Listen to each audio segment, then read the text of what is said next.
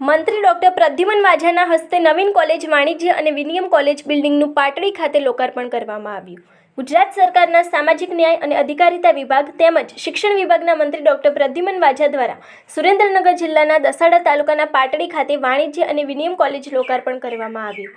તેમજ પાટડી અનુસૂચિત જાતિની છાત્રાલયની મુલાકાત કરી આ ઉપરાંત તેઓ વણકર સમાજ ભવનની મુલાકાત લેશે અને ડોક્ટર બાબાસાહેબ આંબેડકરજીની પ્રતિમાને પુષ્પાંજલિ અર્પણ કરવામાં આવી। સવારે 10:45 કલાકે આર્ટ્સ, કોમર્સ એન્ડ સાયન્સ કોલેજના નવનિર્મિત બિલ્ડિંગનું લોકાર્પણ કરવામાં આવ્યું।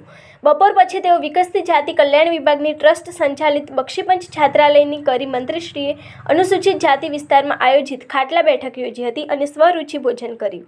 સાંસદ ચંદુભાઈ શિહોરિયાએ જણાવ્યું કે દેશમાં અત્યારે ચૂંટણીઓની સર બાબતે જે કામ ચાલુ છે એ દેશમાં રાજ્યમાંથી આવતા બોગસ મતદાન યાદી કરી સ્થાયી થયા છે એવા લોકોના કાઢવાના હોય માટે આ કાર્યક્રમ કરવામાં આવ્યું છે એવું નિવેદન કર્યું।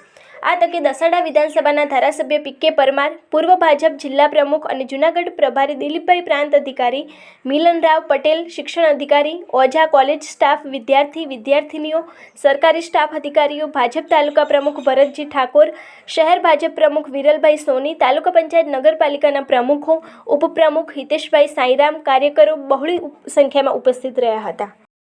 નમસ્તે। આજ રોજ પાટડી ખાતે જે સરકારી વાણિજ્ય વિજ્ઞાન અને વિજ્ઞાન કોલેજનું જે નવું બિલ્ડિંગ બન્યું છે એના નવનિર્મિત બિલ્ડિંગના લોકાર્પણ કાર્યક્રમમાં મારી સાથે આ જ વિસ્તારના લોકપ્રિય ધારાસભ્ય શ્રી પી.કે. પરમાર સાહેબ, પૂર્વ જિલ્લા પ્રમુખ અને જૂનાગઢના પ્રભારી શ્રી દિલીપભાઈ પટેલ, સાથે સાંસદ શ્રી ચંદુભાઈ અને સમગ્ર સ્થાનિક ચૂંટાયેલા પ્રતિનિધિઓ, સંગઠનના હોદ્દેદારો, પાટડીની જનતા, પ્રિન્સિપલ સાહેબ, સરકારી બધા અમારા અધિકારીઓ, શિક્ષણ વિભાગના બધા કર્મચારીઓની હાજરીમાં આજે આ લોકાર્પણ કર્યું છે। એક જમાનો એવો હતો કે જ્યારે આ દુર્ગમ વિસ્તાર હતો ત્યારે વિદ્યાર્થીઓને સુરેન્દ્રનગર સુધી 50-60 કિલોમીટર ભણવા જવું પડતું।